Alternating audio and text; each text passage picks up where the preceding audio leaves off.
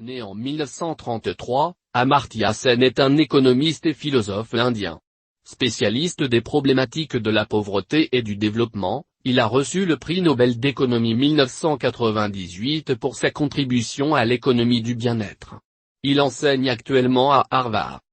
La théorie du choix social. Dès la fin des années 1960, les principales publications de Sen ont porté sur la théorie du choix social, prolongeant les travaux de Kenneth Arrow qui a prouvé que les procédures de choix collectif, comme le vote ou le marché, ne peuvent satisfaire les critères de démocratie, théorème d'impossibilité d'Arrow. Autrement dit, l'intérêt général ne peut être défini à partir de la simple agrégation des préférences des individus, la décision au niveau collectif doit être imposée. Sen s'est efforcé de montrer que le problème posé par le théorème d'impossibilité réside dans le cadre d'analyse utilisé par Arrow.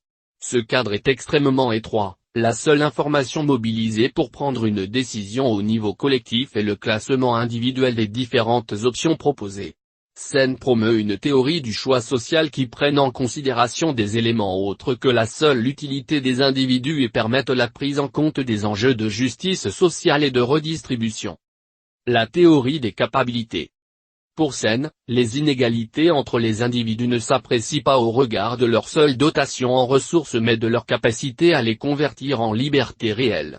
Il introduit ainsi la notion de capacité, qui invite à considérer la pauvreté au-delà des seuls aspects monétaires et à la penser en termes de liberté d'action, de capacité à faire. Dans son ouvrage Un nouveau modèle économique. Développement, justice, liberté, 2000, Sen soutient la thèse selon laquelle il n'y a de développement que pareil pour la liberté. La tyrannie, l'absence d'opportunités économiques, l'inexistence des services publics, l'intolérance sont autant d'entraves à la liberté. Le marché est nécessaire, son absence serait le déni d'une liberté fondamentale, l'échange de biens. Sa théorie a toutefois fait l'objet de critiques, notamment car elle ne propose aucune liste des capacités de base. L'indice de développement humain, ID.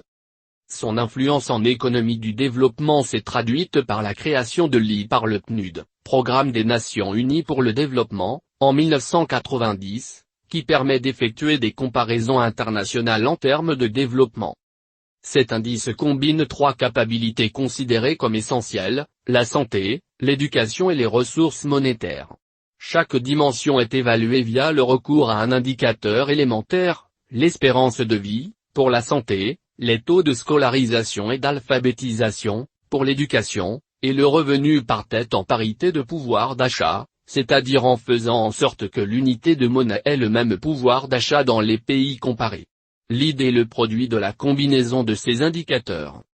D'après le classement ID établi par le PNUD en 2009, la Norvège arrivait en tête en termes de développement humain. La France se plaçait au 8e rang mondial, les États-Unis étant derrière, au 13e rang. Le Niger occupait le dernier rang. Pauvreté et famine.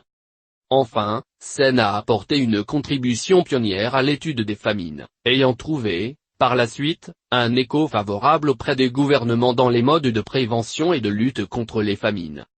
En 1943, alors âgé d'une dizaine d'années, il est témoin de la famine du Bengale au cours de laquelle plus de 3 millions de personnes sont décédées.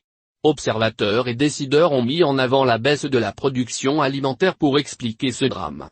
Dans Pauvreté et famine, 1982, où il traite des famines en Inde, au Bangladesh et dans des pays d'Afrique subsaharienne, Sen a montré que les situations de famine ne s'expliquent pas forcément par des situations de pénurie alimentaire, mais par de mauvais choix politiques. Son analyse met en évidence les inégalités engendrées par les mécanismes de distribution et les droits d'accès à la nourriture. Pour les réduire, il faut commencer par encourager le contrôle démocratique des gouvernements, car, comme il aime à le rappeler, les démocraties ne connaissent pas de famine. Conclusion.